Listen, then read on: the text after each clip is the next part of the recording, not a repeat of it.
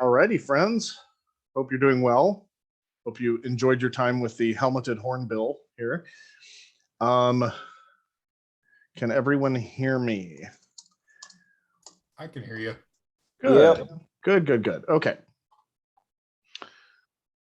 All right. So this week we have our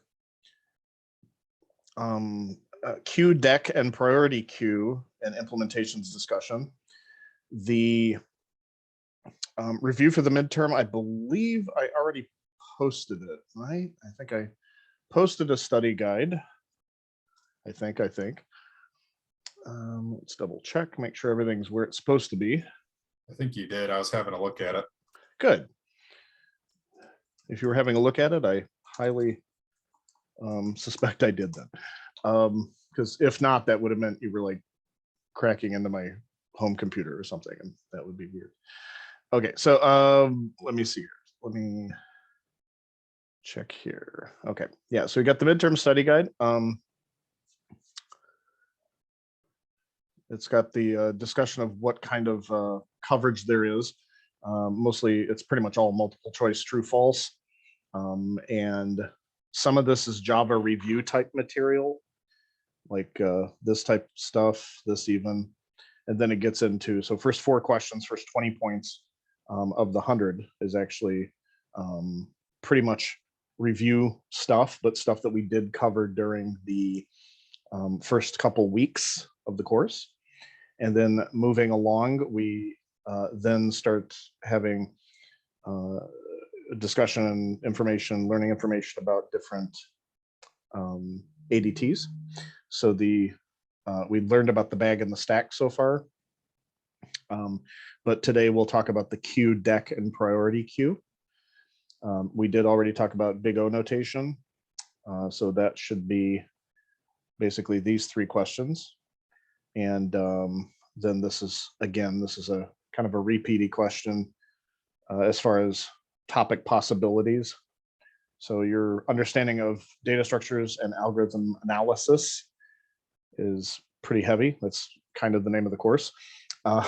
Also, this is more of a review question, but we did go a little bit deeper into some of this. But you should know terminology like inheritance, superclass, subclass, polymorphism, etc. Infix and postfix. We did that last week, I think, where we discussed how to convert an infix expression to a postfix expression on paper. Okay, so we did do that. We also learned about the technique of calculating using postfix. So if with the stack, so we push every operand that we encounter, and then when we encounter an operator, we pop the last 2 and then apply the operator, and then the result gets pushed back onto the stack. And at the end, there should be only 1 item on the stack, and that's the solution. So that could be included in any of the questions related to that. So that's probably either of these could certainly be either of those topics.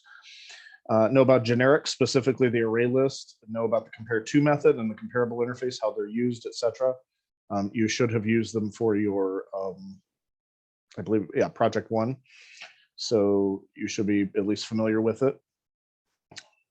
Know about recursion, should just say recursion, not recursions, but know about recursion, including recursive case, base case, etc. What do those mean? Given syntax involving exception and exception handling, be able to determine what is run in the code and what's skipped. So specifically, make sure you know what the try, catch, and finally statements do. This one is more specific about the ADT bag. So know the complexities of the different methods depending on the implementation. So also think about some of the implementation details, like with the bag, we had a very, very open way to express it because there was no restriction on it as far as how we were supposed to keep the elements organized. So they don't have to be in a particular order. So what are kind of the advantages to that, or things that we can take advantage of? based on the fact that this thing doesn't have any really specific order and it's very unrestricted. We can access any element in the bag at any index. Know about methods and behaviors of the ADT stack. So how does the stack work? Know about wrapper classes. This is again more of a review of generics. And then number 20 is only worth 2 points, and it's a mystery question, but I'm sure you'll get it perfectly right once you take the test. So, okay. Any questions about the midterm?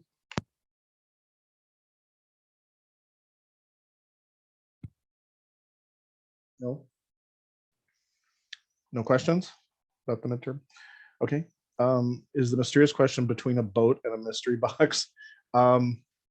Possibly. It may involve a lifetime supply of taking care of a goat. When that goat dies, you get a new one. Maybe, I don't know. It could be anything.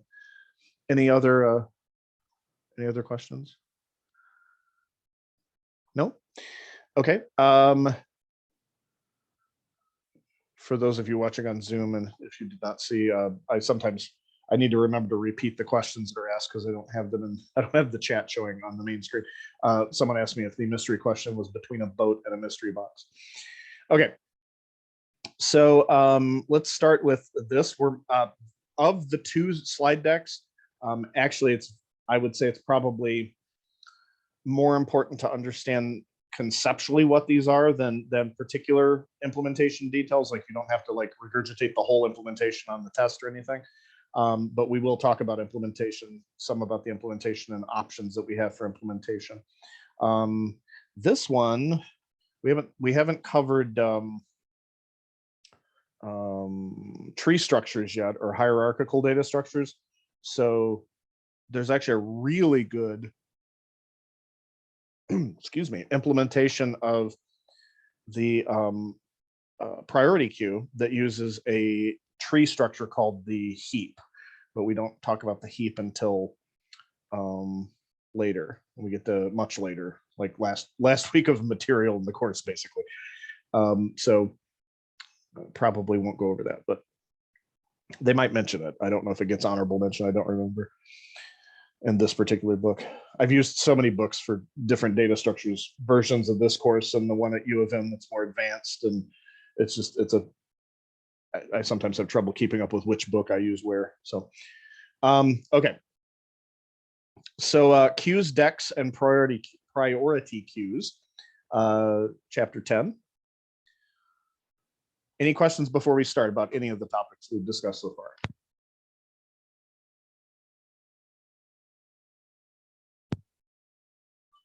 All right. So the abstract data type queue. So a queue is another name for a waiting line. It's used within operating systems and networking pretty heavily also, but used within operating systems to simulate real world events. They come into play whenever processes or events must wait.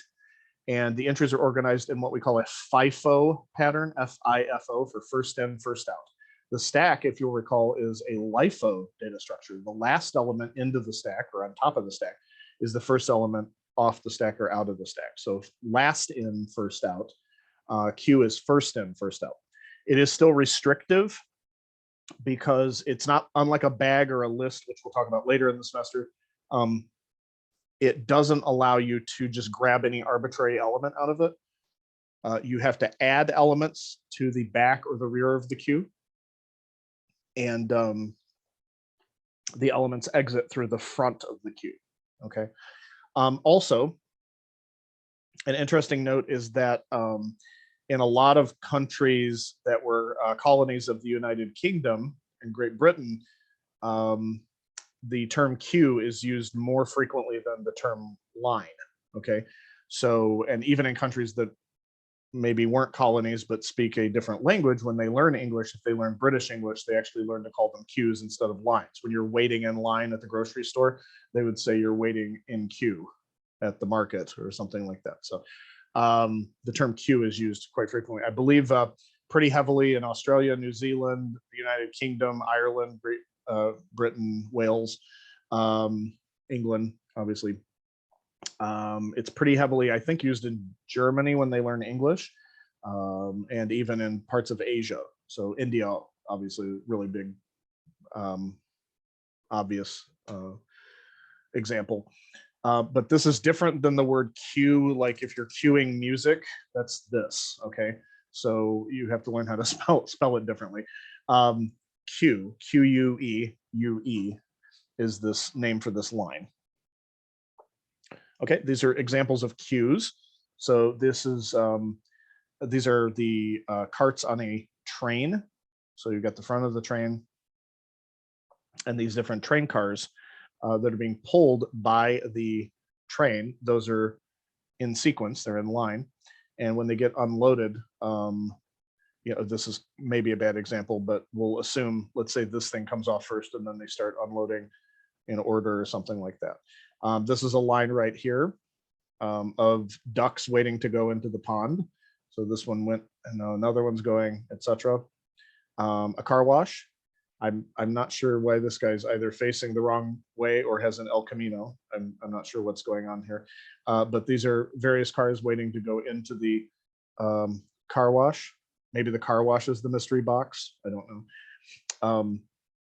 So they're all waiting in queue or in line. Those are some everyday queues. So terminology, the item added first or earliest is at the front of the queue. The item added most recently is at the back of the queue or the rear of the queue. And that can sometimes be the same element, okay? So if I have an item I add to my queue and there's only one item, okay, we'll assume it has something in it, some reference in it, then that's also the rear and the front of the queue, right? If I add another box or item to my queue, right? This item that was added earlier is still at the front because it hasn't left the queue yet. And this item that just arrived is at the rear or back of the queue. When another element arrives like that, this one becomes the new back of the queue and it does not modify the front. The front is modified when that element, let's say it's a person waiting in line in grocery store or at a cafeteria or something like that, they can leave. When they leave or when they dequeue, okay, like D-E-Q-U-E-U-E, this one in the middle that was in the middle becomes the new front of the queue, okay? So when an element enters the queue and enters at the rear of the queue or the back of the queue, that is called N-queuing. Okay, so let me see here. So here's the back or the rear, and then here is the front. We'll label these here. And no, we'll put them down here because we might need more room. Okay, so this element's at the front of the queue, this element's at the back of the rear. Again, when another element enters, that becomes the new back or rear. When an element enters into the back, it's called N-queuing. So N-queue. And then when an element leaves, it's called DQ. Okay, DQ, D-E-Q-U-E-U-E. So you still have the name of the structure built into the operations on it, NQ and DQ. Now, in practice, when you see this in a lot of libraries that have been created for us, they will still call this like pushing and popping, even though that's not really accurate because those are stack operations. Or you might just hear add and remove. That's to avoid people having to read these words because they're kind of wild. That also gets stranger because then you end up with a data structure that's slightly different from our friend the queue, just called a Deque, and it's pronounced almost like DQ. So, I'm sorry, not pronounced, but it's almost spelled almost just like DQ, but it's called a deck, like a deck of cards. So that gets a little bit crazy at that point. So we've got this at the front. When an element leaves or DQs, goes away, the new front is assigned. and that'll be the new front right here, right? Okay. So additions to the software queue must occur at its back. Client can look at or remove only the entry at the front. So the element at the front doesn't have to leave. You could just look at it, and that's usually called a peek operation. So we might just say, not peef, peek, right? So that looks at the element at the front, but does not remove it. So it tells you what it is, but it doesn't get rid of it. All right. So different behaviors that the queue must have in order to maintain its structure are NQ and DQ, which we've discussed already. The DQ just removes an element. In this case, they've got it returning whatever type the queue is holding. So if it's a queue of strings or a queue of people or a queue of rectangles, it'll return that type and then remove it from the actual underlying structure. So it basically, when I say it returns you might hear even me say it returns the object or returns the item or element or the string or the rectangle or whatever, but really it's removing the reference. If you're in Java, it's removing the reference to those elements, because that's how Java works with reference types. So collection of objects in chronological order having the same data type, typically the case. So enqueuing people into a line at a bank or something like that could be simulated by a queue. Okay, so this one adds whatever the new element is. In this case, they're saying we're adding integers, but it could be, I don't know why they went with that. It should be a type T. So because it could be different if they're returning type T, this should be a type T also. But I think that's a mistake on their part. Get front, that's the peek operation. It looks at it, tells you what it is. You can grab a reference to it, but it doesn't remove it from the queue. Is empty and clear, those should look pretty self-explanatory. Is empty tells you if the queue is empty or not. Clear removes all the entries from the queue, so it'll call DQ multiple times to remove all the elements. That would be probably the most most appropriate relative to the actual abstract data type. And then once again, we have the pseudocode and the UML and then some descriptions written down. And again, this is how you might go about creating some of the applications that you would work on in industry. You might come up with a, they're asking you to make this subsystem or part, which may have subparts, and maybe that part can be put into an interface or whatever the programming language you're using, whatever analogous entity there is for the interface. So public interface, queue interface will take all those things that we learned about in the pseudocode and our UML diagram, and we just kind of plop them right here. You actually don't have to use the word public. I'm not sure why the authors do this, because you can't have private or protected or anything like that inside of an interface. So they are public by default. They're also abstract, but they don't use that keyword either, because it's redundant. It doesn't assist anything. It may be just for self-documentation, but every method technically inside of an interface is public and abstract. Okay, so here we go. Here's us actually using a queue. This would be if we had an instance of a queue that we were adding elements to. So the at A, the enqueuing adds gem, and then enqueue, we're assuming the queue is facing to the left this time. So this is the front, and then the rear or the back is behind that. So in this case, gem is the front and the back of the queue at the beginning. Then enqueue adds Jess. So Jess becomes the back or the rear of the queue, and Jim remains the front because he hasn't been removed. Then we enqueue Jill. She becomes the back. It doesn't modify the front.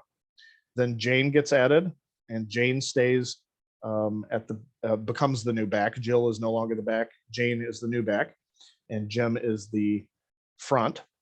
And then with E, we add Joe. Okay, we've enqueued Joe at the back here.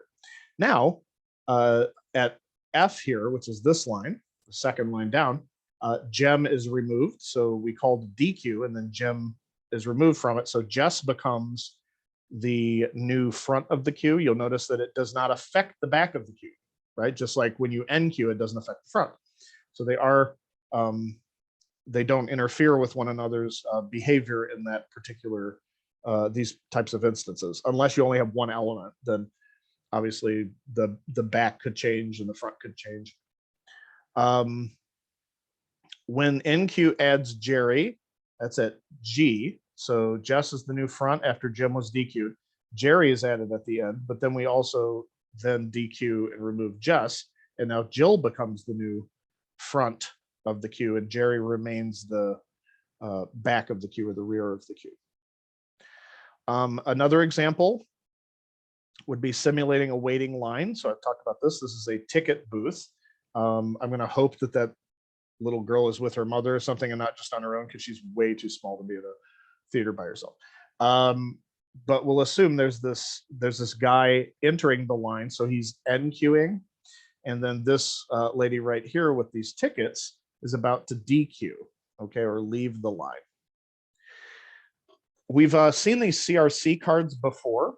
I believe they're discussed in a lot of the other Java books that have been used when we teach Java. We've used everything from Gaddis to Muroc to a couple other ones, and they usually mention at least the CRC or classes, responsibilities, and collaborations cards.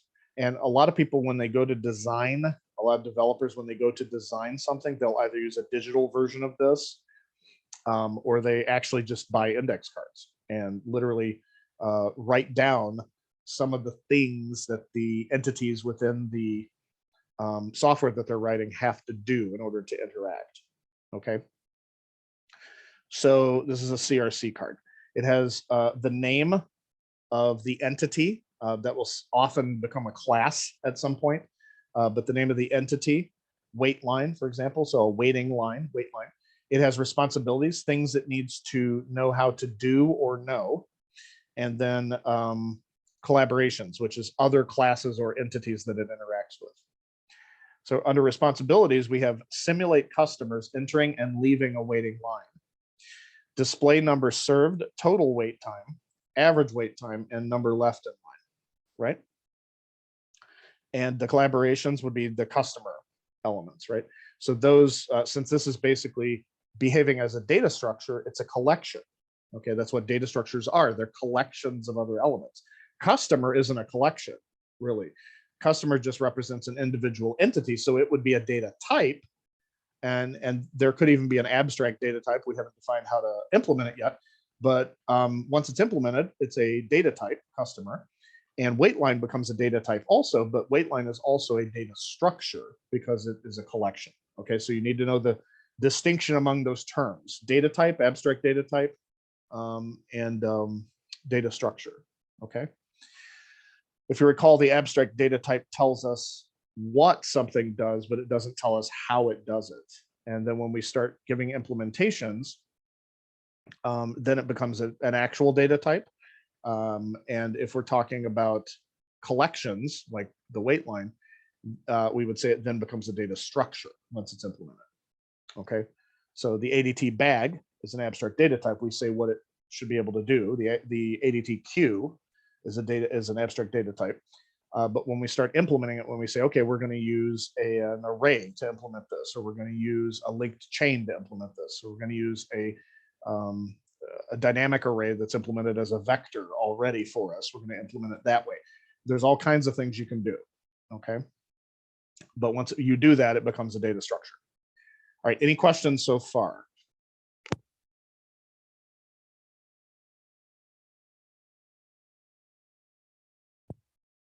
Okay.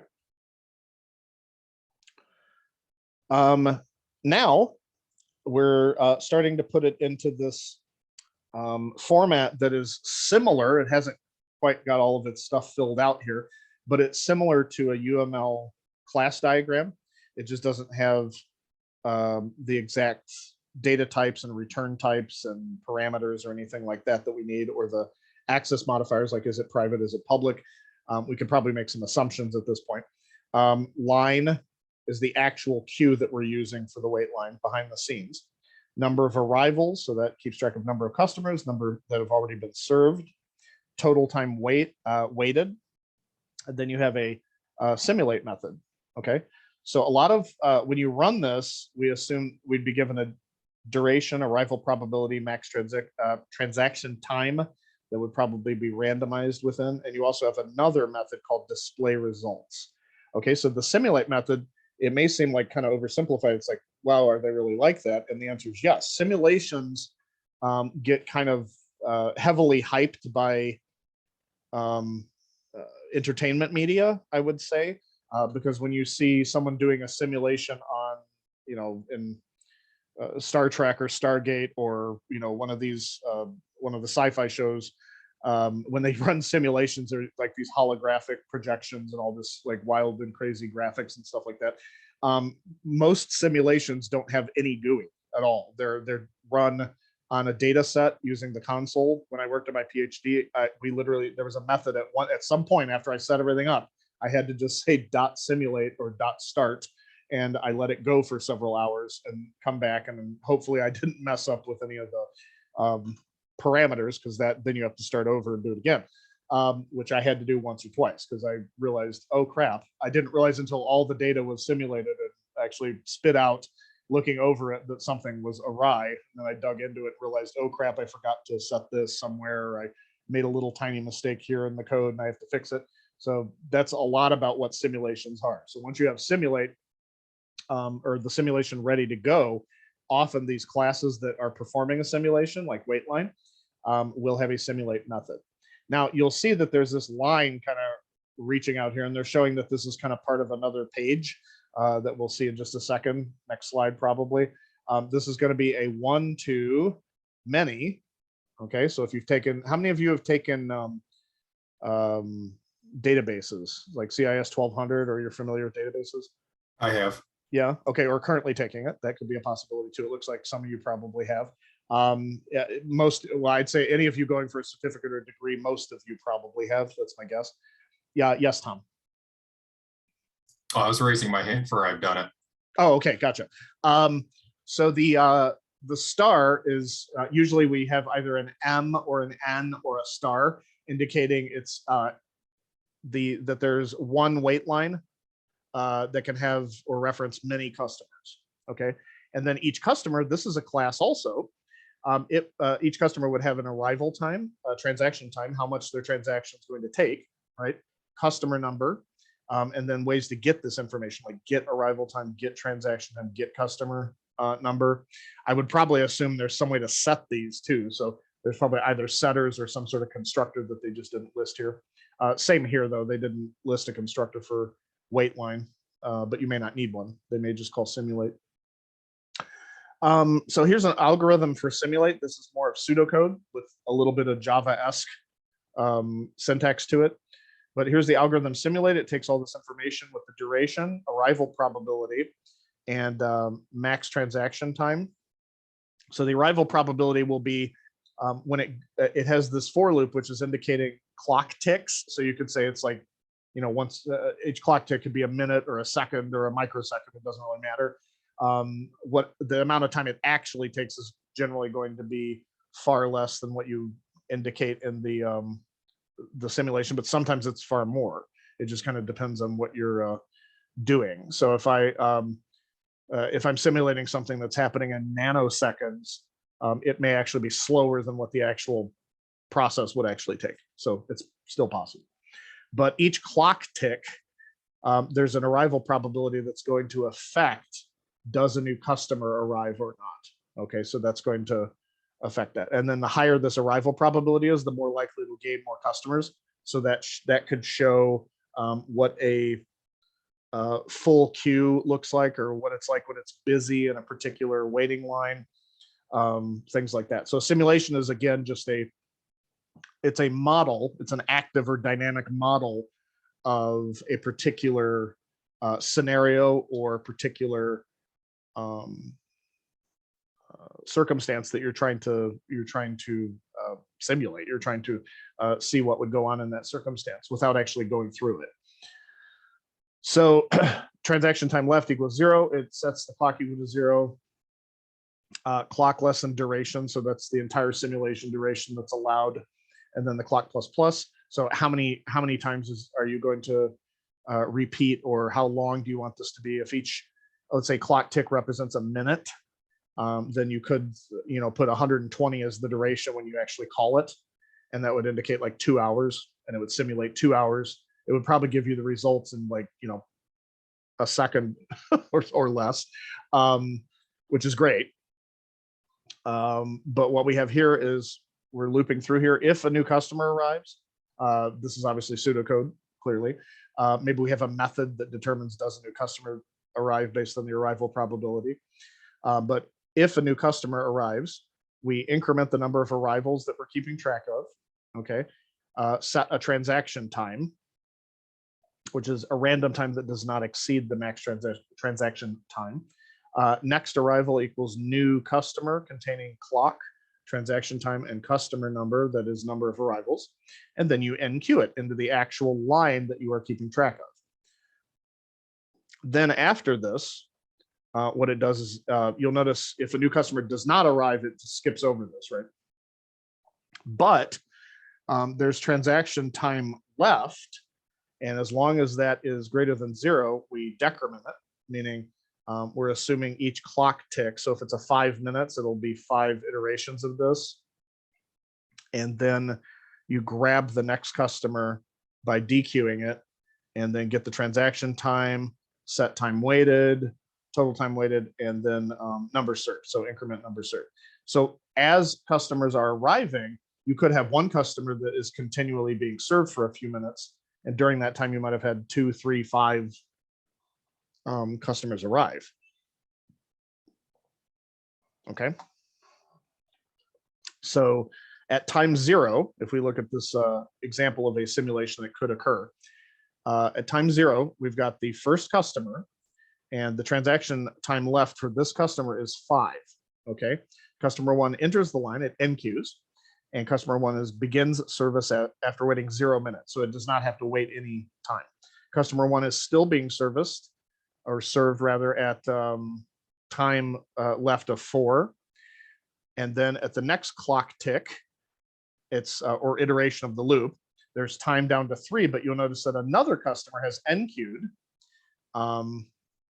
Customer 1 still being served, but customer 2 has enqueued with a 3-minute transaction that it needs to have done, but it can't have it done yet until the customer 1 is done. So transaction time is 2, transaction time is still 3 here because it can't get work done. And then transaction time down here, 1, 3, and then a new customer comes with just a 1. Okay. And then you'll notice that the customer 1, after the next tick, will have 0 time left. So it will dequeue, and then customer 2 will become the front of the list with its 3-minute job. So it starts that 3-minute job at time 5, goes down to 2. At some point, 4 came in with a 2-minute transaction, I guess right here at time 5. Customer 2 continues to be served, but customers 3 and 4 with the 1 and 2-minute transactions are still waiting. And then customer 5 enqueues, customer 2 is completed with him, customer 3 starts, et cetera, and that keeps going on for a while, right? Somehow reminds me of multi-threading. It could be multi-threading would be the circumstance where we implement this if we're simulating it, even if we're not doing actual multi-threading. We could simulate a situation like this if we made more lines that could service more people. Okay, so if you had 3 threads running and each one represented a wait line, okay, and could simultaneously do work while others are doing work, then we could do something like that. That would be a multi-threading situation. And it is possible. I mean, you can leverage the power of multi-threading to do simulations that want to be more precise with things that are going on simultaneously. But yeah, but that's kind of a queue is actually the reason it probably reminds you of that is because queues are discussed a lot in operating systems and networking and things like that. Because think about how they affect our lives. There's a print queue, because even even in America with American English, we don't call it the print line. When you send something to the printer, it's in the printer queue or printer queue. Some people would call it the buffer, but the term buffer is a queue typically. But also think about even without us being conscious of it all the time, how many queues are used all the time. When there's packets being sent, let's say there's 5 people at your house. I know that may be a stretch, I don't know. But let's say there's 5 people at your house all simultaneously using their devices and you have one wireless router. That router is getting packets sent to it from outside, from the internet, from the modem, essentially. And then it is also receiving data from all the different devices in the house. And it has to somehow, if it gets a lot of people accessing at the same time and they're using kind of intense applications, it has to store the elements. So if any of you have any of you had CIS 1300 here, like networking or anywhere else? Right, 1300? I have. Right, yeah, so CIS 1300 talks about routers and switches. They have to be able to buffer packets before they send them onto the line. And then operating systems, which we don't yet have a class on yet, hopefully we will at some point. Operating systems tends to be a more challenging topic, but it also uses some of the same situations or same algorithms. It will also buffer or have queues of information that are going to the CPU to get it to process them. However, they are not always just strict queues. If they use strict queues, that's typically using like a strict, what we would call round robin system. Each person has its own, or first come first serve is usually what they call it in CPU. You could also do round robin, and you could also do shortest job first, or longest job first, or interrupts with priority. So that would be a priority queue. But all of these are data structures. At the end of the day, whether we're talking about 1200, 1300, or of course we don't have, but on operating systems, or software engineering, or anything else, data structures affects them. Okay, data structures and algorithms have a big impact on that.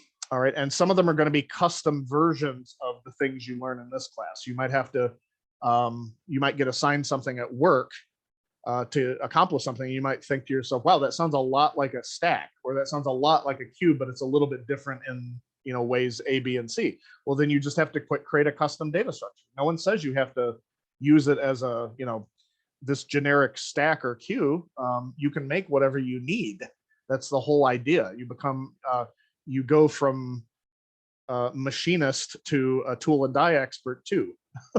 You get to actually create tools and parts that you can work with as well. So right here, we'll see that the code wait line has internally this thing called line, and it's a queue of customers. Okay, it's using the queue interface type.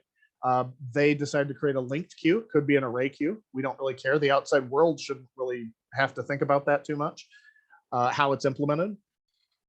That's part of the principle of abstraction is even you as the developer shouldn't have to, if you're developing at a higher level, you shouldn't have to worry so much about how the underlying stuff is created. Like a lot of you have used array lists, right, that Java has provided, or some other data structure, maybe a linked list or what have you, and you probably weren't sitting there concerned about how they were implemented because they've been thoroughly tested, they behave in a particular expected way, and they typically work quite well for what you need. So that's the same thing here. Once you create this thing and you've tested it pretty well, you can just use it and not have to think about it too often. So number of arrivals, number served, total wait time. We assume a constructor here that just initializes the line, and then we'll assume reset maybe sets all the, I'm assuming it's going to set the number of arrivals and stuff. It's probably private though, because it wasn't in the interface. So we'll assume that. Do they give the code for reset? Display results. Yeah, reset just clears the queue and then sets all the values to 0. So anyway, if we go back to here, we have this simulate method, And we kind of saw some of this in pseudocode, but now this is it in actual code. They're setting transaction time. As long as the clock is less than this duration, it creates a random number using math.random. And if that is less than the arrival probability, it will increment the number of arrivals. And if it exceeds it, it just skips over this if statement. Transaction time equals, it's cast to an integer, but it's math.random times the max transaction time plus 1. That's just to get a random transaction time, basically. And the randomizer here, all this does is it will generate a number between 0 and 1 inclusively. So it generates basically a double. And then what you do is scale it by multiplying it by the max transaction time. So if you have, let's say you get 0.5 with the random number generator, it's going to usually be a lot more specific, but let's say it's 0.5. It gives you 0.5, and the max transaction time is, we'll say 5. So it's going to return 2.5 and then add the 1 to it and get 3, and then 3.5. So then the transaction time would hold 3.5 at that point. So the adding 1 is in the cases where, say, math.random returns 0, you still end up with a 1-minute job. Okay. So customer next arrival, we create this new customer based on the clock time that they came in. Okay, so it'll know when they what iteration they started at. Transaction time, how long their transaction is, which was just calculated using randomization, and then the number of arrivals. Okay, then you NQ the because it has to assign the customer a number, like customer 3 or whatever. Then you NQ this next arrival, and then you print out the information about that customer waiting here. And then you'll remember with the pseudocode, after you got this part done with the randomization of a new customer arrival, then you test, do we have to let a customer leave? And in general, if the transaction time left for the current customer, because that's only keeping track of the current customer, it's not going to grab the next one yet, because you'll see when we actually get the transaction here, when we get this transaction time left, it was originally set to 0. But it gets set when we actually start servicing or serving a customer. Okay, so transaction time left subtracts, or minus. We grab the transaction time left here, and then we say equals next customer get transaction minus 1, and we end up with that stored in here. We get time waited equals the clock tick minus the arrival time, so that'll tell us how much time did that particular customer wait. And then total time waited is basically incremented, or not incremented, but increased by the time waited. So they're trying to find out how much time people are actually waiting. So we want to try to keep, if we were running a business and it was a busy business, it might be good to keep this number low, right? We would want to try to minimize this. And then, of course, we increment number served, etc. Display results is just pretty typical, Java right here, just printing out the information. So it would, oh, they don't show the output. That's sad. But anyway, it would show the information about the waiting line and everything. So stock ledger is another example. We won't maybe go too heavy in this, but this could be another example that you might want to create a queue around. So in this one, the stock ledger collaborates with the share of stocks. So it keeps track of like how many stocks are purchased and sold, etc. So record shares of stock purchased in chronological order, stock sold beginning with the ones held longest, compute the capital gain or capital loss on shares of a sold stock, and obviously the collaboration is the stock itself. So this is a many-to-many at this case, because you could have many stock ledgers, and each of those could have any number of stocks. Okay, so if you have stock ledgers 1, 2, and 3, we assume that each of those could have a copy of, different stocks, not the same exact stock, but the stock brand or whatever that you're purchasing. This is different from the waiting line because we assume if a person's waiting in a line, they can't physically be in like 3 places at the same time. So that's why it was many to, or a one-to-many situation instead. Okay, stock ledger. This is pretty straightforward. They're again using this ledger, linked queue, keeping track of shares bought and stuff like that. I won't go much deeper into the implementation details on this, just to say that it behaves again like a queue, and that's exactly what we expect. So the Java class library does have an interface. It's not a class, you'll notice. It's an interface called queue, all right? And it has these methods, okay? You can look them up for more information, but it's actually a couple of them actually will grab elements and add elements and things like that. And the way you would create an actual queue is you would actually usually use it as an interface, but with a different data type that implements it, for example, or data structure that implements it. So if we look at, I think, let me think here, array list probably implements it. Let's double check though, I'm not 100% sure. Well, it implements list. Does list implement queue? No, probably linked chain then, or linked list. Let's look that up. Linked list Java. There you go. So this one, linked list, which is a class available to you, just like array list is. It's just not as many people use it when they're just needing like an array-based type dynamic growing structure. But if you do need it to act like a queue or a deck, which we'll look at in just a second, if you need it to behave like a queue, you can actually say something like queue, my queue equals new linked list.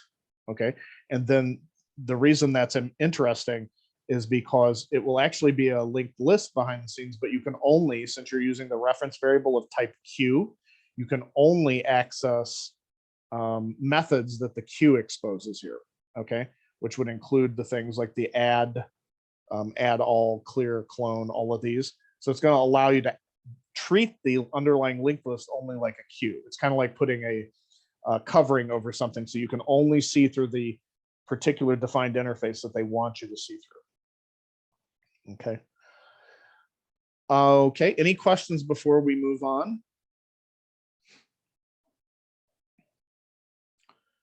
Anything? No? Okay. The ADT Deque is the next one up. So this is a doubly ended queue or a double-sided queue. It's pronounced Deque instead of DQ because that would be familiar, or that would be confusing because of the data, the method called DQ on the regular queue. So we pronounce this deck like a deck of cards, but it's not necessarily the same thing. This has queue-like and stack-like operations. Now what this means is, whereas a regular queue, you can only remove elements from the front and add elements to the back using NQ. So NQ would happen here, DQ would happen here. The Deque allows you to add items to the front or the back, and it allows you to remove items from the front or the back, or to peek at items in the back or the front, right? So you can actually add or remove from both sides. The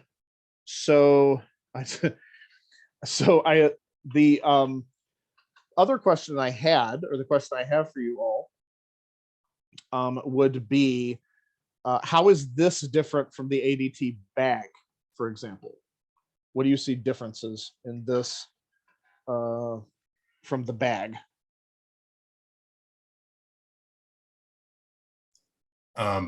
You're able to remove items from the front without having to go through the whole thing, or the other way around, as I might be thinking.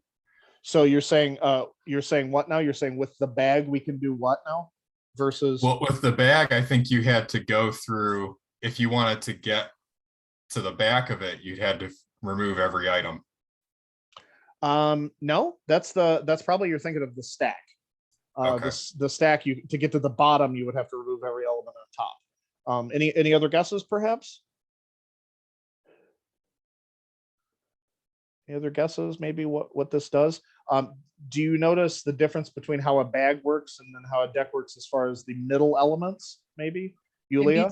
Organized.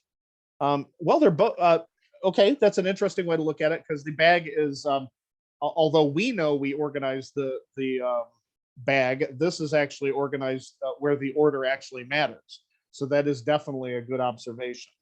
The one I'm kind of fishing for involves the elements kind of near the middle. With a bag, can you grab an arbitrary element from the middle? Nope. Yes. With a bag, you can. Stack, you cannot. And deck, you can't. Neither can you with Q. With a bag, you can say remove and then tell it a specific element, right? So it can remove pretty much any element you want, even if it's not at the front of the back. And it can add elements, and it'll just pick where to add them, because it kind of doesn't matter. I see what you mean, though, because it doesn't really care about order. Maybe I was a little confusing when I said it, pick the middle element. But we know that behind the scenes, when we implemented it, we could grab elements from wherever we wanted. The bag itself doesn't restrict us from doing that. It's actually a very open abstract data type. But the deck and the queue both protect their internal elements. The difference is that the queue only allows you to add to the back in NQ and remove from the front in DQ, but this deck allows you to add or remove from either the front or the back, but not from just random places in the middle. Okay, like just if I just had an array in front of me, I could grab whatever I wanted, right? But that is not the case with the deck or the queue in that case.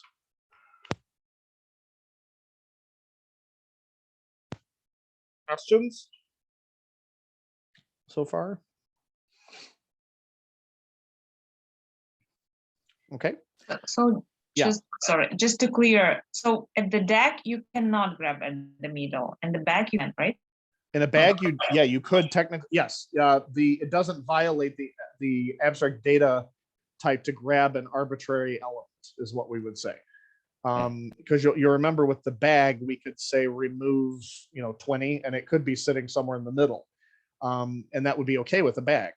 However, with the deck, it is very restrictive. It is not as restrictive as the queue, and the queue is not as restrictive as the stack, right? Because the stack only has one opening. But the deck has the two openings just like the queue, but it also allows you to add or remove from either side. So that kind of opens it up a little bit more. So we'd say it's less restrictive than a queue or a stack, but more restrictive than a bag. The bag is has almost no restrictions on it. Okay. Any other questions from anyone? No. Okay. Here would be an interface. Again, we just kind of pull from our definition: add to front, add to back, remove front, remove back. Get front, get back. These would be like the peak elements. They just look at it but don't change the structure of the underlying data. Is empty and clear. We expect those to those we've actually seen as common methods in essentially every abstract data type we've seen so far. Okay, so this is just kind of showing you how this would work here. If we want to add an item, it would go, we could say push. Now these are the actual names of the methods. Maybe you would call them push, and you'd have NQ. So those would be both adding to the front is a push, adding to the back is an NQ. Add to front right here, or add to back. So these are the kind of the options. These could be alternative names that you could use. NQ or add to back kind of mean the same thing. Same thing with push and add to front. Remove. Remove from back would be an option, but also pop, DQ, or remove front.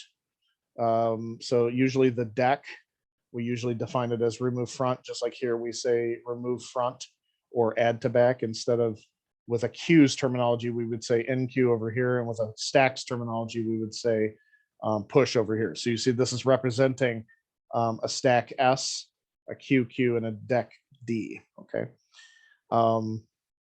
But you see on all three of them, the deck has a lot more flexibility. Okay, we can see that it's actually present on both sides in all three situations, adding, removing, or just retrieving data, whereas the stack and the queue are not, right? Okay, here's a little bit of pseudocode. We have, if D represents the new empty deck here, while we're not at the end of the line, grab a character. If the character is the backspace, this would be a pseudocode that uses a deck to read and display a line of keyboard input. If it's not a backspace, or if it is a backspace, rather, we remove it, the back, and then otherwise you add a character to the back. You don't necessarily think of it this way, but this is actually, as you type, it, give me a second here. Hopefully this loads in 1 second. Okay. So you don't tend to think of it this way, but this is actually as you type, right? As I type these keys, A and D space, they're being added to the back of this line here, or this particular structure here. I'm not saying it's that Notepad++ holds this in memory with a deck, but it could. Okay, it may. It probably doesn't, because I could actually go to an arbitrary element. So it's probably what we would call a list. It's probably holding it there, because I could go to any arbitrary element and delete it. But if you're on like a regular console, let's say, that's restrictive of actually moving back, and you have to delete the characters one by one, then a deck would be perfect for that. Okay. Computed capital gain in stock. Again, I'm not going to really spend too much time on this, but this is using your ledger again. I don't know why it's went back and said, hey, there's some new stuff we can figure out. I don't know why they did that, but I think it was to see how might we use a deck if we were going to do that. There is an interface called Deque. It is not a class, just like we saw before. And again, you could say deck my deck equals new linked list, and that would actually allow you to interact with the list as if it were a deck. So it would only allow you to interact with the list through the deck interface.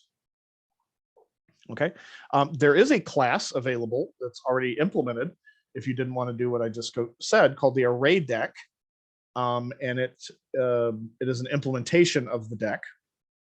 So just like we have an array list, there's an array deck. Okay, so it's a little more restrictive. It's probably optimized for particular behavior. You don't have to worry about it, someone arbitrarily grabbing elements near the center or something like that. That would be an optimization that could be performed, perhaps. Any questions about the deck before we move on to the priority queue? No? I think we're going to take a short break. We'll do priority queue, and then we're going to go into the implementation, talk a little bit about some of the detail options about implementations. So let's let me look here. 10, 15, 19. Okay, let's just say 7:20 p.m. break. We'll write it on here as well. We'll come back and we'll look at this further. So break until 7:20 p.m. All right, I will see you then.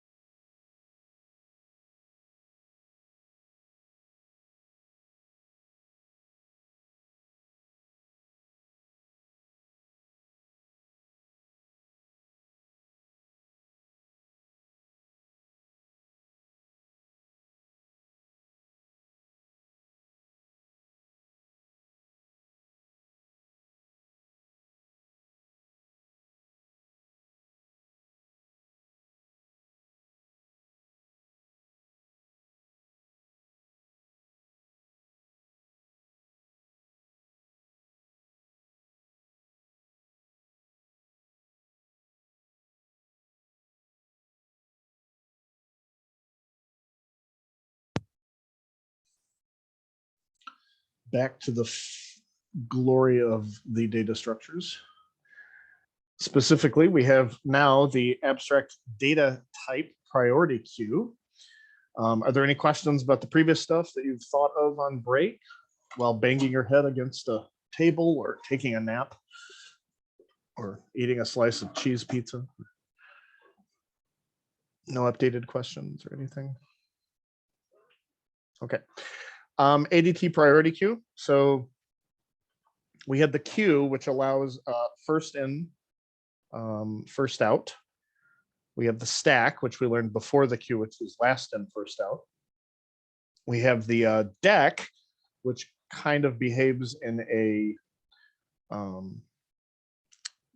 combined fashion with the queue and the stack, and that it allows both ingress and egress into the data structure from the back and the front as well, just not anywhere in the middle. And then we have the ADT priority queue. This is a little bit different. So we have consider how the hospital assigns a priority to each patient that overrides time at which the patient arrived. So the chronological order at which they arrived is not always the complete information used in determining who will be seen next by an available doctor or specialist. ADT priority queue organizes objects according to their priorities, and the definition of priority depends on the nature of the items in the queue. If you go to the ER and you have a kind of a bad throbbing infected hangnail, you'll get treated, but probably not before the guy having a heart attack that could die. It's definitely we call that triage. It's called triage in medicine. So I went to see what happened once. I was oh, I know what it was. I was teaching at U of M Dearborn one day, actually, and I had some technically the foot could die, but it probably won't. The foot will probably not die in the amount of time that it would take to see the person. The general idea is if your foot gets to that level, you probably should have gone to a doctor 2 days earlier, but it happens. They'll get treated anyway. So I did end up going to the ER. I've actually been to the ER. I think every time I've been to the ER for myself, it's been since I turned 30. It was really strange. Like I was invincible prior to that. But I was teaching at U of M Dearborn, and a couple days prior to that, I had lost my sense of taste. This was, oh gosh, 5 years ago, 6 years ago, something like that.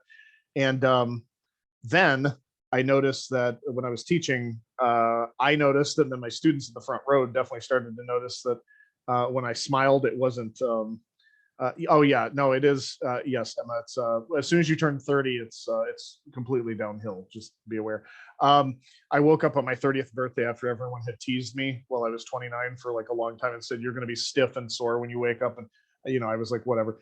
Literally, when I woke up on my 30th birthday and got out of bed, my knees were creaking and my back hurt and my neck was stiff. It was really bad. But anyway, so welcome. Okay, so the triage that was performed was actually pretty important because when I left U of M Dearborn, my students had noticed, and I had noticed that when I smiled, my face wasn't quite straight, like it wasn't like smiling symmetrically.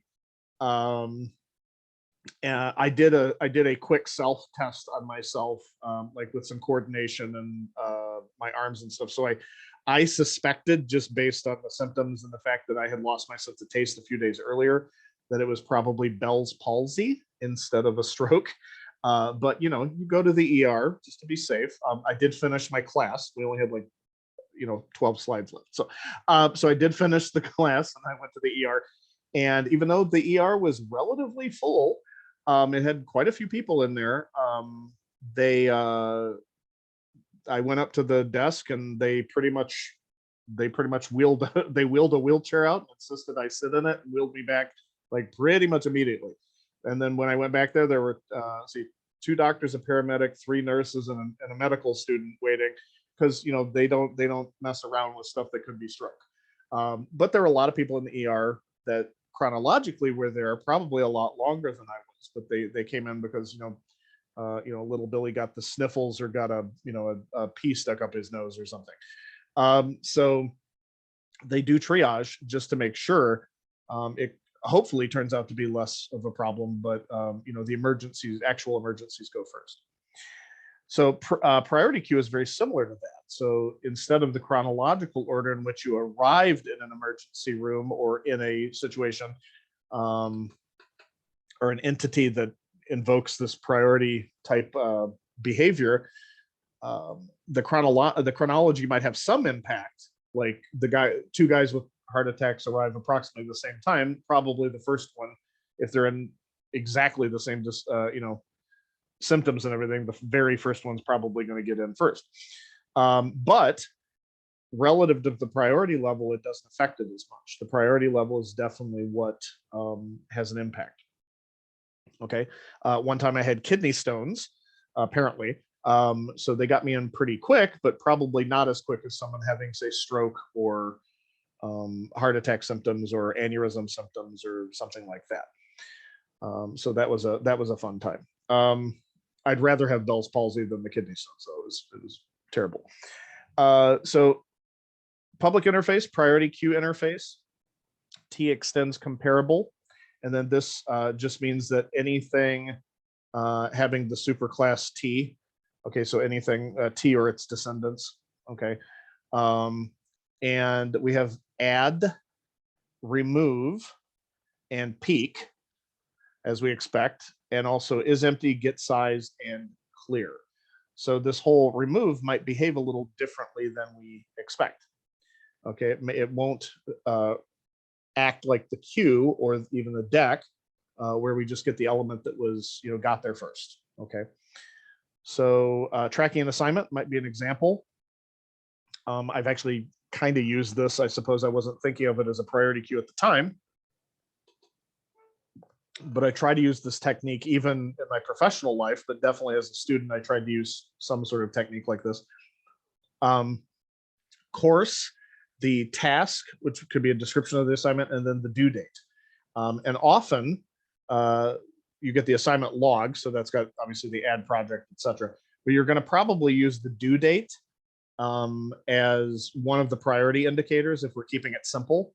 If we're going to make it a little bit more complex, you might calculate a priority value based on not just the due date, but also because I might be assigned something, say in calculus in the morning, and it's due in 3 weeks, and then I'm assigned something later in the evening, and it's due in 2 days. Okay, and then I would probably at least try to get that thing done earlier, just because it's due sooner.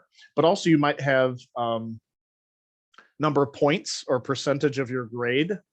A lot of people will use that. If you have a very, very limited amount of time and you look across all your classes and you have a report, that's due for, say, your English class, that's 50% of your grade, you would probably ignore the, 10-point extra credit assignment from your from your pre-calc class or something like that, right? It's just kind of a reality. You would probably put more effort into something that's worth more also. So not just due date, but worth more would probably be another realistic thing to consider. There is a class already implemented in the Java class library called Priority Queue. Priority queue, add, offer, remove, poll, element, peak, is empty, clear, and size are all parts of this priority queue that's already been implemented for us. So we don't have to do it ourselves if we don't want to, unless we have custom behavior we need to implement. You'll notice a lot of this is very similar to what we saw with the deck and even the queue. Okay, so any questions about these general concepts before we talk a little bit about at least the queue? I want to get to the queue implementation options that we'll talk about. We'll probably hit the priority queue later in the semester when we discuss heaps. But are there any other questions so far? Okay. All right.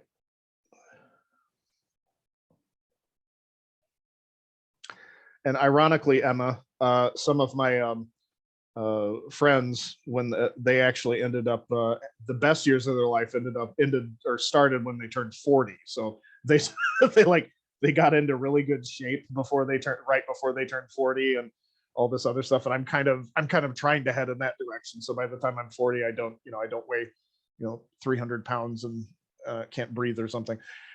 So because I do like pizza. That's definitely a pizza and buffalo wings and chocolate cake and ice cream and drinking a liter of Coke. I found out from my nurse practitioner. This is a fun fact. So yeah, yes, working out's good.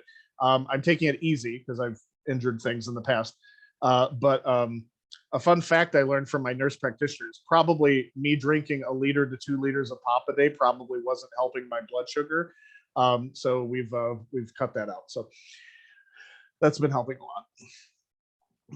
Okay, so queue, Deque, and priority queue implementations. So who would have known 2 liters of pop was bad for your sugar? It's just bad. Yeah, yes, definitely working out's good. I found out that I don't enjoy working out, so I have to find things to distract myself so that I can at least get some exercise. So when I can't make it to a gym or something, I actually got an Oculus Quest and I've been doing Beat Saber. So, and I actually break a sweat because I try to put it on fast enough that it's like making me do something. Yeah, Beat Saber can be a little challenging. So okay, eventually I'll get back to actual weightlifting, plyometrics and stuff. So linked implementation of a queue. So we have the linked chain that we've seen before. This is our friend, the linked chain. If you're implementing a queue, though, it's pretty much necessary that you point not just to the first node in the link chain underneath, but also the last node. The reasoning behind this, yeah, that's good. Yes, phasmophobia. Someone mentioned playing phasmophobia to get my heart pumping. That is a good option from what I've understood. Being chased by things you can't see and hearing stuff and people dying and stuff. It's pretty intense. That will help with cardio, but I don't know if I'd actually lose calories that way. Or give me a heart attack. That's a possibility too. So I would say that heart attacks run in my family because a lot of people have had them, but it's not that they run in my family, it's that no one in my family runs. I think that's probably more what caused them. So that's what I'm trying to change. So linked implementation of a queue. Again, this is a linked chain. It's only singly linked, so it's headed in one direction. You have the links heading in one direction, so it's a singly linked chain. You don't need it to be doubly linked for a queue to work. But you do need a persistent field inside of the queue class that you're implementing for first node and last node. The last node is pointing to the back, the entry at the back of the queue, and the first node is pointing to the entry at the front of the queue. Okay, or the reference to the entity. We'll say the node that contains it. Right here we have a linked queue class. It has a first node and last node that reference the front and the back of the queue, respectively. We have the linked queue, first node set to null, last node set to null. You have class node. This has data in it and next, just like our old school node that we looked at before. Not anything new or exciting. And then you have implementations like enqueue. So we would create a node. If the queue is currently empty and we've just created this new node, then we set first node equal to the new node, which should make sense. Then you set whoever the last node is, dot set next node to new node. Not then, I'm sorry. If it is not empty, you set last node's next node to new node, and then you always set last node equal to new node. So let's kind of follow this or track this this code. What's happening if we have these nodes. We'll use the circle here, and yeah, okay, so we've got this node that we just created, so that's line 1. Then since our queue data structure is empty, Then we set first node equal to, so we've got first node, and you'll also have some reference called, no, not back, but last node. Okay. And this represents, again, the front and the back of the queue. So you've got first node and you've got last node. And on this line, since it is empty, we are going to set first node equal to this brand new node. That's what's happening here. So this will contain the reference to this new node that we just created, right? Because that's what we're doing. We're updating a reference. It gets a little squirrely when you think about how the code works. When you use an assignment operator, you're actually changing a reference, an address. But when we use things like, you know, first node dot something or last node dot something, it's as if the object's doing something. Okay, so when you call methods on it or access data that's public on it, it's as if the object is doing the thing and the last node represents the object well. But when you're doing an assignment operation, it's changing the address. So it's changing what node it's pointing to. So if it's empty, first node equals new node. And then you do last node equals new node. So both of these actually at the beginning are going to point to this. Now, what happens if we have a new element that we want to add to our queue? So it enters through, it's going to enter through the back. So it's not empty, right? So what we have to do is we skip over that and go to the else, and we say last node, which is currently this one, correct? Because we're acting as, in this case, it's acting kind of as an alias for the actual node itself, the actual object. We call set next node to new node. This is our new node. We say set next node to new node, so it points to it. So this is the state of affairs at the end of that line. Now, the reality here, though, is that this node that just set its next node to last node is no longer the last node in the overall chain. So what we do is we, well, here, let's do that. We'll erase this, and now last node is now pointing to new node. So it becomes, that becomes the new node. Okay, let's do it one more time. So this node enters, all right. This has entered the world here and had its data created, and it is currently not pointing to anything. The chain is clearly not empty, so we go to the else portion. We set last node, which is now this node, right? We set its next equal to new node, so we did that. And then we break the chain here. Not break the chain, but we stopped last node pointing to the previously last node. Now it's pointing to this new last node.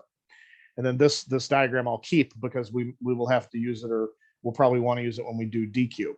So they're also giving you an example here.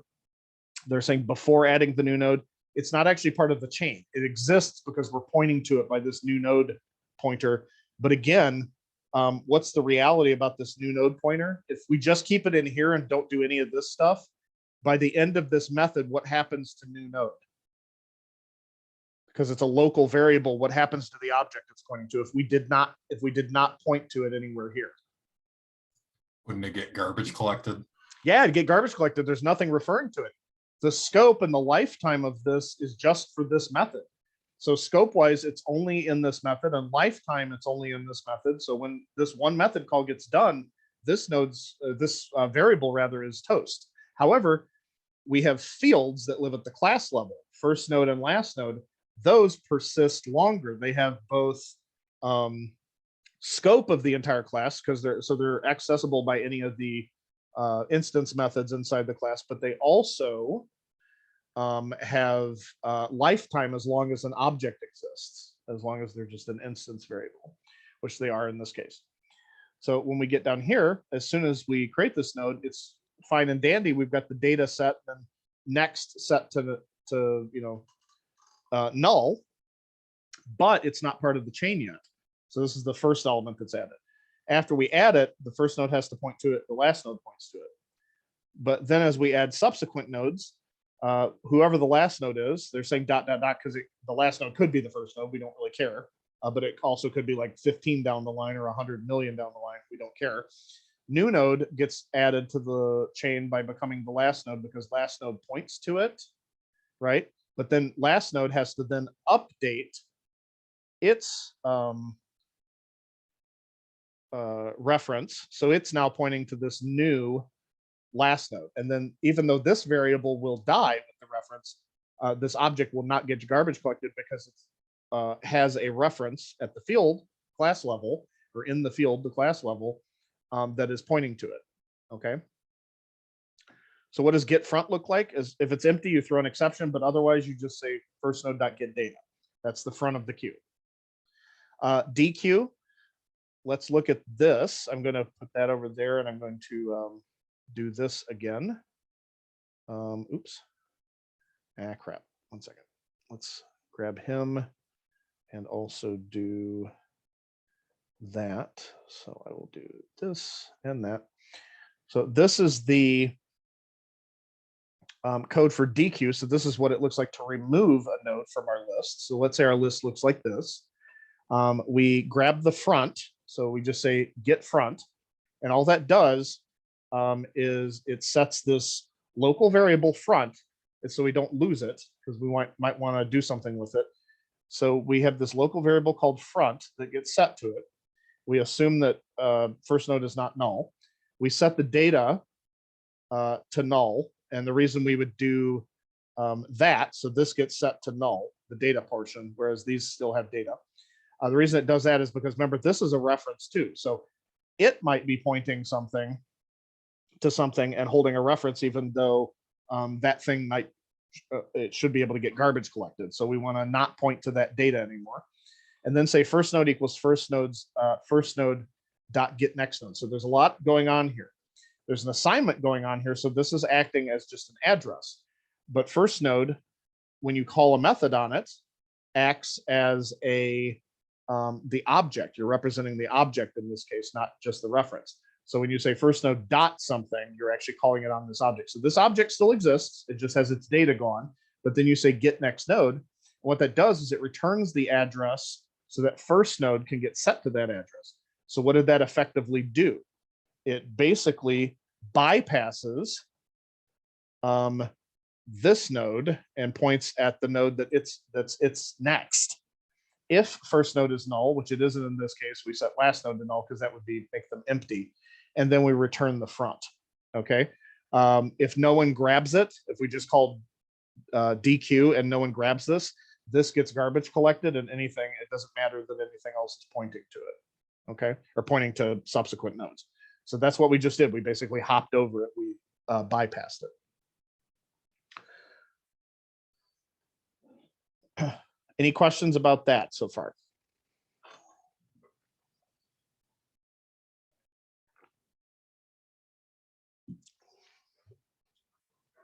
Okay. All right, so we have the, again, first node and last node. This is a queue of more than one entry. And then after you remove that entry at the front of the queue, again, it did what I just kind of diagrammed just a second ago. But you'll notice we do keep a reference to it because the user may still want access to that node, right? It may have reason to do something with that node, maybe put it in a completely different queue, put it in a stack, put it in a list, put it in a link, it doesn't care. It might have to do something with that node. So it may be important for us to return that, okay? Actually, in this case, I'm sorry, not the node. I maybe said that wrong.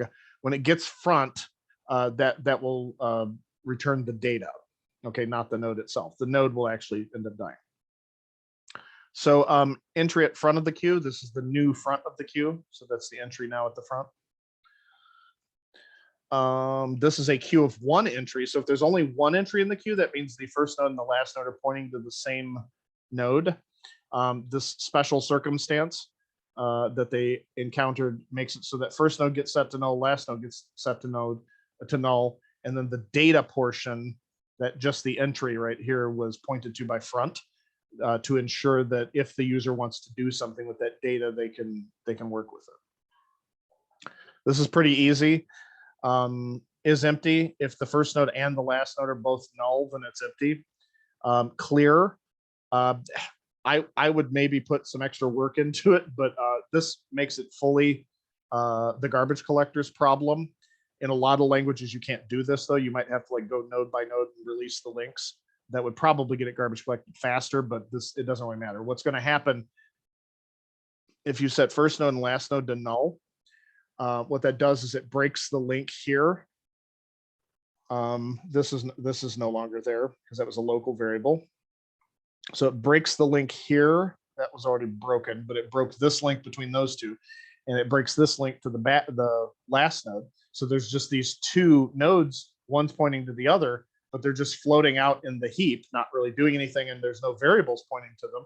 So what happens is this one gets garbage collected, and then since that reduces the reference count of this node, that causes that one to get garbage collected, and so on, depending on how many nodes there are. It doesn't really matter.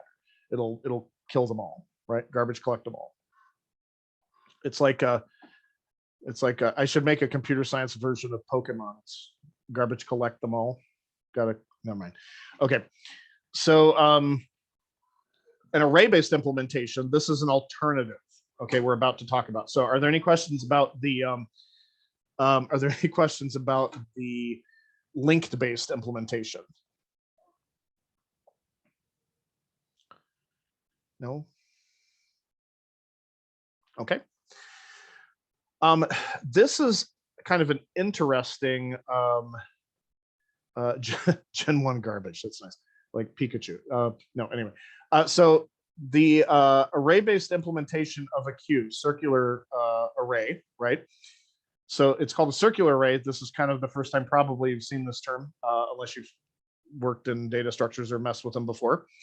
But the problem that we experience if we use an array-based implementation that we did not have with a linked chain is what happens. So when you get a front, when stuff gets removed from the front, what we actually have to do is we might grab the element, the entry at the front, but then what we do is we increment the front index. So when this one dequeues, the new front will become 1, and then it'll become 2 after the next one dequeues. So do you see what's happening? And then when you add stuff to the back, what happens? This number goes that way. Okay, so that's a problem. So what's going to eventually happen is you would have to remove or move entries every time. So as this 5 keeps going this way and the 2 goes this way, it'll assume all this empty space up front is, it's out of bounds, can't do anything to it. And then when we get to the 49, it'll think it's full. So this becomes kind of a problem. So the situation we would have to do is every time we removed something, we'd have to shift every single element in the cube up back to the front and update our values. So that's really inefficient. Okay. And then just add stuff to the back. And then it would actually determine whether it was actually, properly being taken care of as far as where the elements are, right? But this is the approach that they use. Even though we don't actually have a quote circular array, it treats it kind of in a modular way, like a modulus way, where we can like wrap around. So what happens is we have the entry at the front of the queue, front index, and then the entry at the back of the queue right here. We've got only 3 elements. So this is as it's been shifting all along, because the front keeps going down this way, and then the back keeps going down this way too, until you get to this problem. But then what if I want to add another element? There's no space for it here. There's plenty of space at the front though. So what about we just add it to the 0 position and then the 1? And in this case, you end up with the back index actually less than the front index. Okay. So circular array representing the queue when full. If it's actually full, it looks like this. You end up with the back index 1 less than the front index. And then if you have, after removing 2 entries, you can remove the entries there. And then after removing 3 more entries, so 1, 2, 3, it still wraps around. Okay, it keeps moving. After removing all but 1 entry looks like this, and then removing all the entries looks like that. Okay, so we do have a potential issue because the empty queue has front index at 47 and back index at 47. And then the full queue has the front index at 47 and the back index at 46. That's the same thing. So it's going to be an issue. The only issue with this, or the biggest issue with the circular array implementation, is how do we tell the difference between a full and an empty queue? Okay, so that's going to be an issue. But we'll look at this. Here's an implementation. This is actually one of my preferred implementations because I think this one is worth the sacrifice in order to make it easier to detect whether it's full or empty, is you sacrifice one of the locations. And so when you add items to it, you add them to the back, you say back index plus 1 modulus the queue length. So it could actually wrap around and then set the queue equal to that new index. Getting the front is pretty much what you expect. Those are all the same. But what we do here with the one unused location situation is, let's say we have seven locations at the beginning, and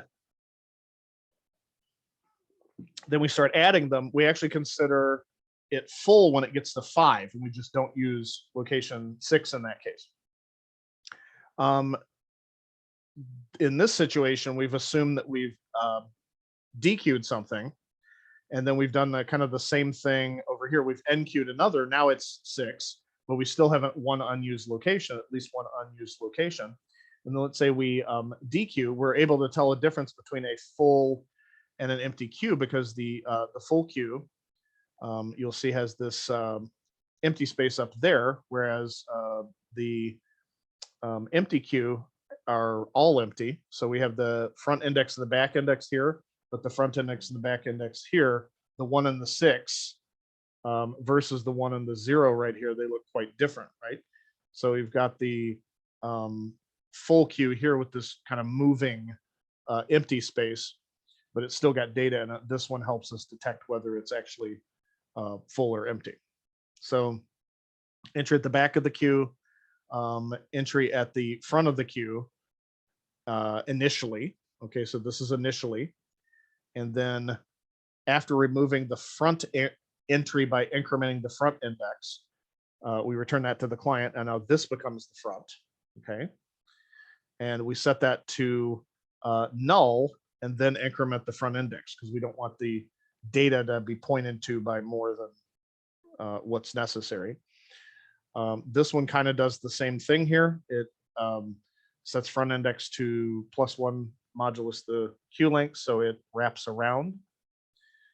And the what happens if you need to resize, or if you need to make this a larger space, you could take all the elements and you place the element furthest to the left at furthest to the right location, and then fill in everything to the right of the or we would say clockwise. If you pretend this thing's wrapped into a circle, it would be clockwise of that empty space.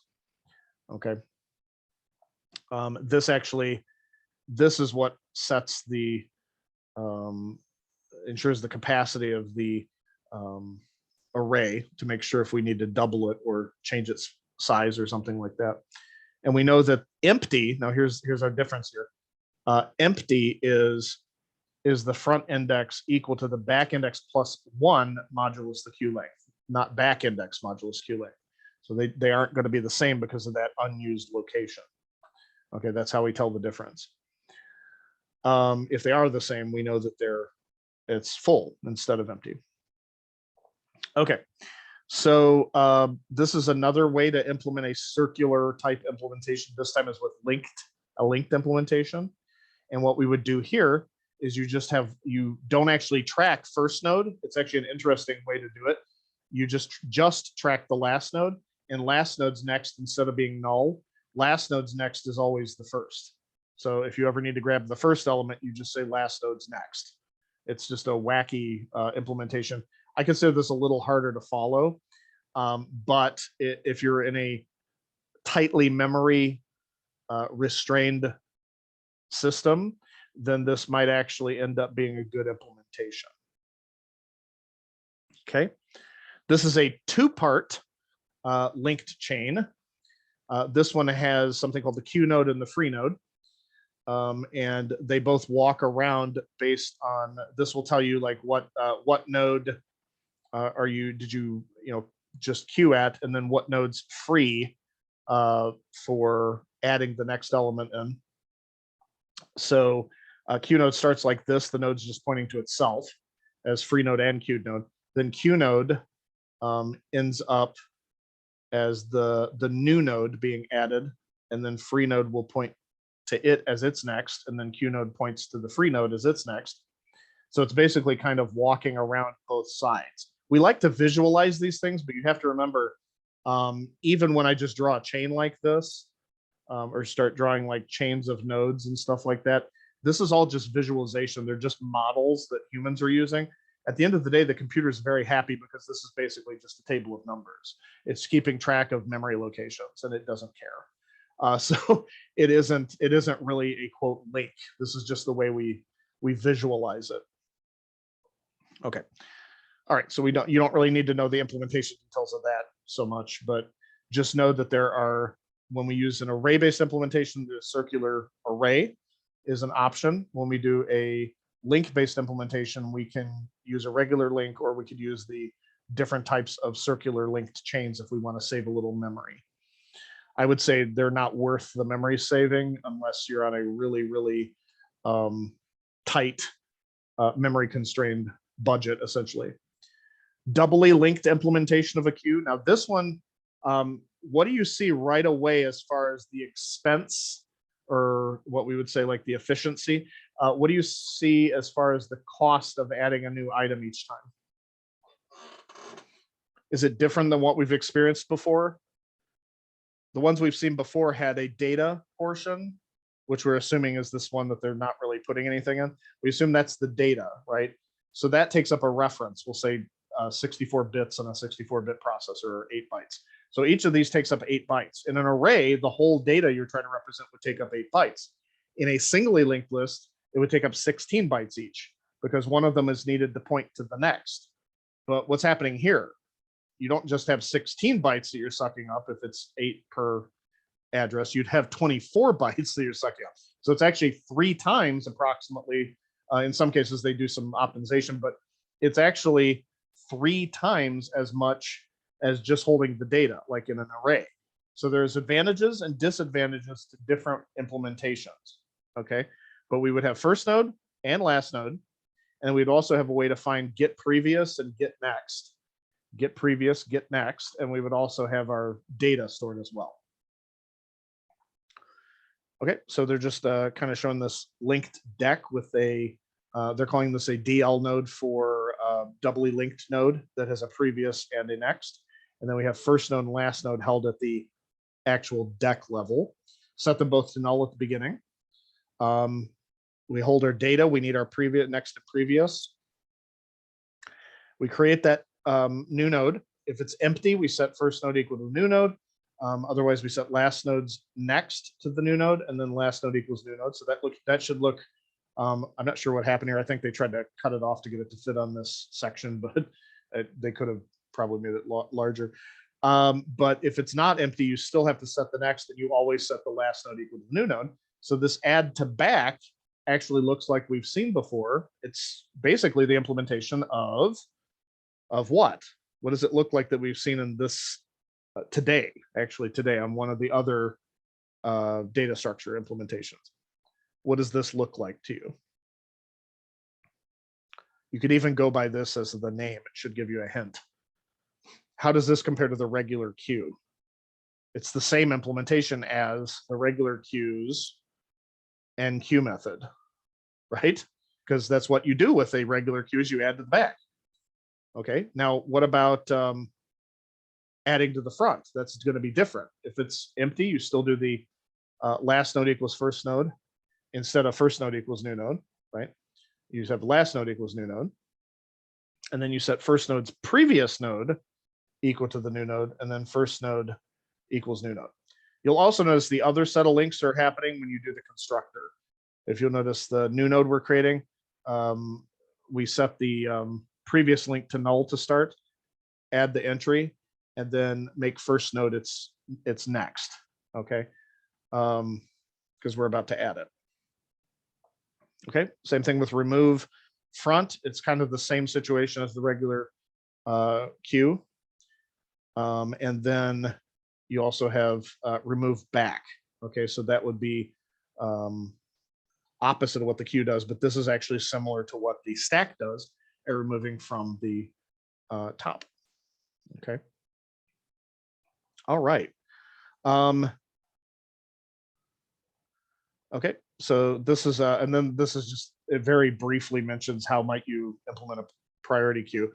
The reason they're kind of being cheap and chintzy on the priority queue is because we will, I believe they actually covered it in the book, but we'll talk about it anyway. They revisit this in the heap chapter, which is near the end of the course down here, because the heap is a type of tree structure. Okay, any questions? I know that was a lot. It's kind of like drinking from a fire hose, so you'll probably have to maybe mull over some of the topics. A lot of this course, there are practical considerations. That's why I try to give you projects. But there is also a lot of theory expectations, but the theory affects the practice and vice versa. So don't think one is useless and one just gets you through the job interview. The more theoretical concepts or even like basic conceptual concepts you have about the implementations means you know it exists, so you know you can look it up later and then figure out an implementation when you have to make it, either for a programming assignment or for something you would do in industry, right? So just keep that in mind. Are there any questions before we kind of call it a day? We've got through two kind of pretty beefy slide decks today, so this is me without caffeine. Imagine me with caffeine. Yeah, any questions? No questions? All right, I'll stick around for a little bit if anyone has any questions. But you are dismissed. Don't come in next week. You'll be lonely because that's the spring recess. Spring recess, and then the week following, we also won't meet. I will post the programming project for the midterm. I've already posted I think I've already got it set to unlock on the 7th or 8th. Do I have it set to unlock? It's available on March 7th. Okay, so it'll actually become available on March 7th. Let me see here. So it becomes available on March 7th, right here, Monday, March 7th. And it becomes due at latest on, what was that, Sunday, March 13th? Is that what it was? 13th? Yes, at 11:59. So right at the smack dab stroke of midnight, as soon as Sunday turns into Monday on March 7th, it becomes available. And then it is due by March 13th. Now, let me explain this carefully. That does not mean you can open it on March 7th at 12 a.m. and then spend the rest of the week eating sandwiches and every once in a while doing a problem and then coming back and eventually submitting it sometime before, at 11:57 on March 13th. Once you open it, you have 4 hours to complete it. Okay, there's not actually a timer on it. I didn't put a hard timer on it, but it does tell me information about when you opened it, when you submitted it. So what's going to happen is once you choose a scheduled time to do your test, I don't know that you would need to block out 4 hours for 20 multiple choice questions, but that's entirely up to you. Okay, and if you have some sort of access accommodation, you probably you're allowed to do 6 hours if you needed it. I don't know that I've ever had anyone take even the full 4 hours, but if you are a slow test taker and just need to really think things through, that's totally fine. Okay, it's not going to cause me any inconvenience. It's done automatically anyway. But either way, I would, if we were live, I would actually stay the whole time. I don't really care. But if you have any questions about the midterm after you've kind of gone through the study guide a couple of times, please let me know. If there are any problems or anything that's not clear, or I get a couple people asking kind of the same questions, I might post some more supplemental material just to make sure, or some clarifications. So you might want to, I'm not going anywhere during spring break. I don't expect you to show up to Canvas, or not Canvas, I'm sorry, D2L. We use Canvas at U of M. I get confused sometimes. So if you if you can check D2L over the midwinter break or the spring recess, please do so. If you are on the beach and just are in the middle of nowhere in a log cabin or something and don't have access, that's totally fine too. There's nothing expected of you during that week. But the midterm exam, it will open on the 7th and be due by the 13th. Okay, so you have to have it turned in by the 13th at 11:59 p.m., right before it turns to the 14th. Okay. And I will also post your programming project 2 sometime during that period, but I may post during spring recess, but it won't be anything you'll absolutely need to pass the midterm or anything. It'll just be like clarifying remarks or something if anyone asks me. Okay. All right. Any questions? Any questions about the midterm or anything coming up that you can think of right now? If not, then you can, you're dismissed. You can stick around for a little bit if you have some questions. I'm going to stop the recording right now.